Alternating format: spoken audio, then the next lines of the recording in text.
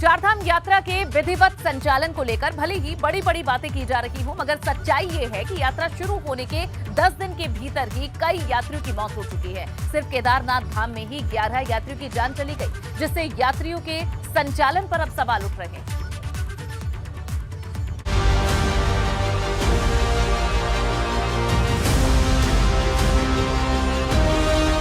3 मई से चारधाम यात्रा की शुरुआत हुई थी, मगर यात्रा मार्गों पर दुश्वारियां शुरू हो चुकी हैं।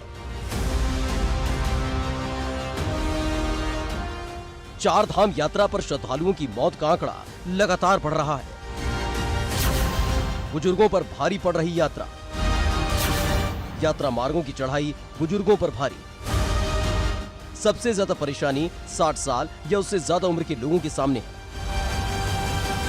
पैदल मार्गों की थका देने वाली चढ़ाई और वहां पर अव्यवस्थाएं यात्रियों के लिए मुश्किल पैदा कर रही है। यात्रा के दौरान अब तक 60 साल से ज्यादा उम्र के 13 श्रद्धालुओं की मौत हो चुकी है, जबकि 50 से 60 आयु वर्ग में 7, 40 से 50 आयु वर्ग में 4 और 30 से 40 आयु वर्ग के 3 तीर्थयात्रियों की मौत हो चुकी है। ये यात्रा इंसान ही नहीं बल्कि जानवर पर भी भारी पड़ रही है। अब तक तकरीबन 25 घोड़े और खच्चरों की भी चारधाम यात्रा मार्गों पर मौत हो चुकी है। सबसे ज्यादा परेशानी केदारनाथ धाम में है। केदारनाथ धाम में दोपहर बाद हर दिन मौसम करवट बदल रहा है। बारिश के साथ ही हल्की बर्फबारी भी हो रही है, जिस वजह से यात्रियों की मुश्किलें बढ़ गई हैं। गुरुवार को केदारनाथ पैदल मार्ग के लिंचोली के पास यूपी के एक श्रद्धालु की तबीयत अचानक बिगड़ गई, जिसे इलाज के लिए गौरीकुंड अस्पताल लाया गया, मगर यात्री की जान बचाई न जा सकी। डॉक्टर भी सलाह दे रहे हैं कि बीमार लोगों को भी अभी यात्रा पर आने से बचना चाहिए।